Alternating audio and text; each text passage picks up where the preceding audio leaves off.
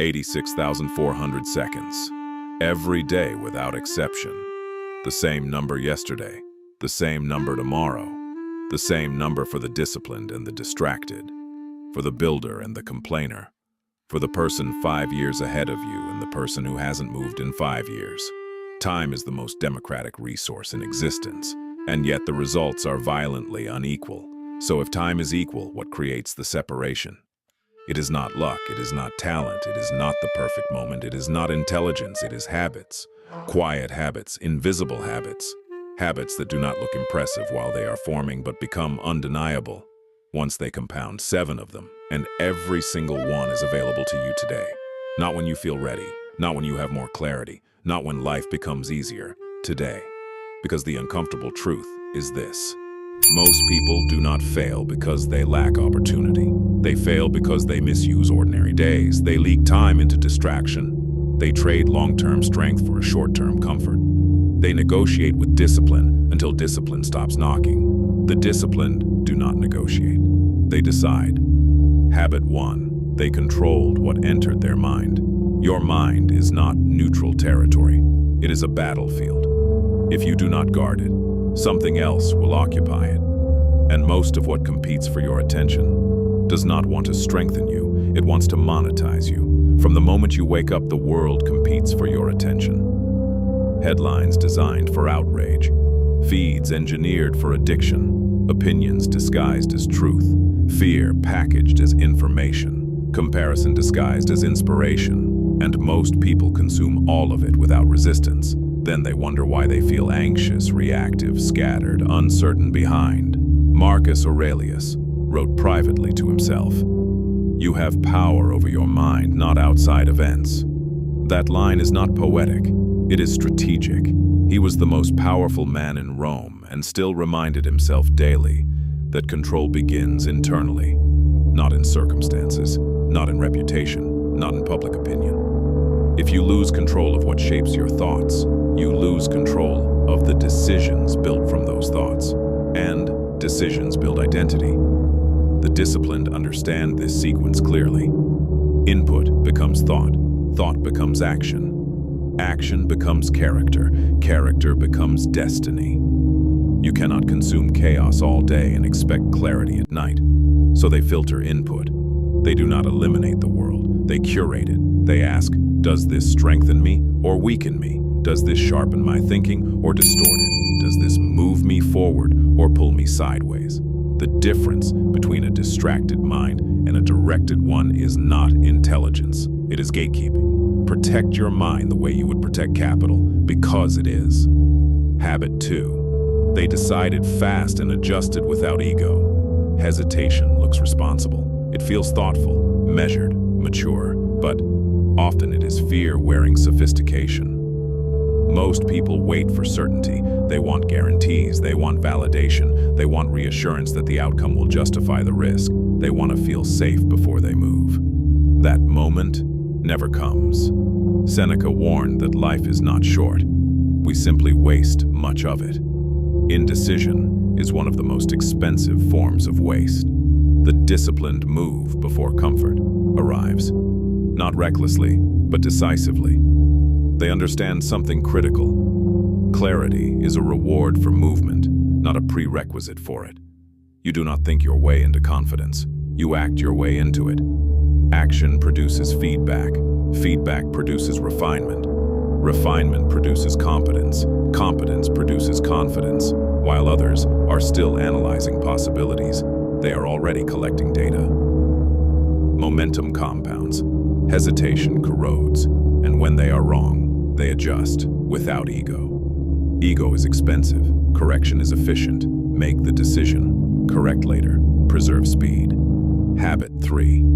They refuse to complain without responsibility. Complaining is seductive. It creates connection. It feels expressive. It gives temporary relief. But it reinforces powerlessness. Every complaint without ownership trains your brain to believe this is happening to me and I am helpless. That belief becomes identity. Epictetus was born a slave. He owned nothing and controlled almost nothing, yet he became one of the most influential philosophical voices in history. because he mastered the only territory that could not be taken from him, his response. The disciplined do not ignore problems, they confront them. But when they speak about difficulty, they attach responsibility to it. What can I influence here? What is within my control? What is my move? Even if the answer is small, they conserve energy for solutions instead of leaking it into narrative. That is power. Because the moment you accept responsibility, even partial responsibility, you regain leverage, and leverage changes outcomes. Habit 4, they invested in themselves first. Most people spend to feel better, few spend to become better. There is a difference. Comfort spending reduces discomfort temporarily. Self-investment increases capability permanently, and capability compounds. The greatest return available to any human being is internal development. Skills increase leverage, knowledge increases range, health increases endurance, discipline increases output, emotional control increases stability. You are the primary asset in your life. Everything else is secondary. Markets fluctuate, trends collapse, industries shift, opportunities disappear. But a sharpened mind adapts, a resilient body endures, a disciplined individual rebuilds. The disciplined build themselves before they build status, because the person running the system determines the outcome of the system. If you upgrade the operator, you upgrade the results. Habit 5. They chose their hard. Consciously, there is no easy path. There are only different forms of difficulty. Avoiding discipline is hard. Practicing discipline is hard. Staying stagnant is hard. Evolving is hard. Being broke is hard. Building wealth is hard. Being unhealthy is hard. Training daily is hard. The difference is trajectory. One hard decays you slowly. The other hard strengthens you gradually. Most people choose comfortable discomfort, the slow erosion, the predictable dissatisfaction, the familiar regret. The disciplined choose constructive discomfort, immediate friction, delayed gratification, controlled struggle. Fire does not destroy gold, it reveals it. Hardship does not define you, your choice of hardship does. Choose the difficulty that builds your future self, not the one that protects your current comfort. Habit 6. They treated ordinary days as structural. Most lives are not destroyed in catastrophe. They dissolve in repetition, not in tragedy, not in dramatic collapse, but in neutral days treated as meaningless. Life is not milestones, it is accumulation. Yesterday mattered, even if it felt invisible, even if no one applauded, even if nothing dramatic happened. The disciplined do not wait for extraordinary circumstances to perform extraordinarily. They build on Tuesdays. They improve on quiet afternoons. They show up when nothing dramatic is happening, because identity is constructed in repetition. 1 disciplined day is small, 2 is progress, 30 is pattern, 300 is transformation. Bricks do not look impressive individually, but walls do. Habit 7. They knew when to walk away. This is the hardest one. Endings require courage, not quitting because something is difficult, but leaving because something is finished. There is a difference. Staying in something that no longer aligns drains life silently. A job that extracts more than it gives. A relationship that has expired. An identity you have outgrown. A habit that once protected you but now limits you. Most people stay too long out of fear, out of guilt, out of sunk cost, out of attachment to who they used to be. But time already spent cannot be reclaimed.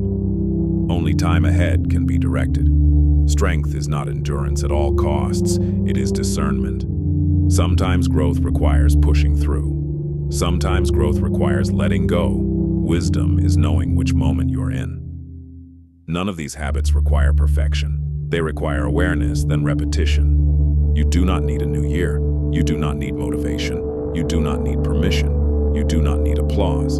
You need a decision. Pick one habit and begin today, quietly, not loudly, not performatively, not for validation. Because separation does not happen in dramatic bursts. It happens in accumulated discipline. 86,400 seconds. You will spend them regardless. The only question is whether they will build you or erode you. If this message challenged you, good.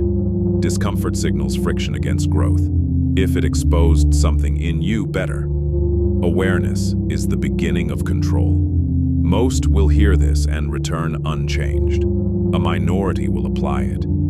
If you are part of that minority, the ones who choose deliberate effort over passive drift, then act accordingly. This space is not for spectators, it is for builders. You have 86,400 seconds. Use them.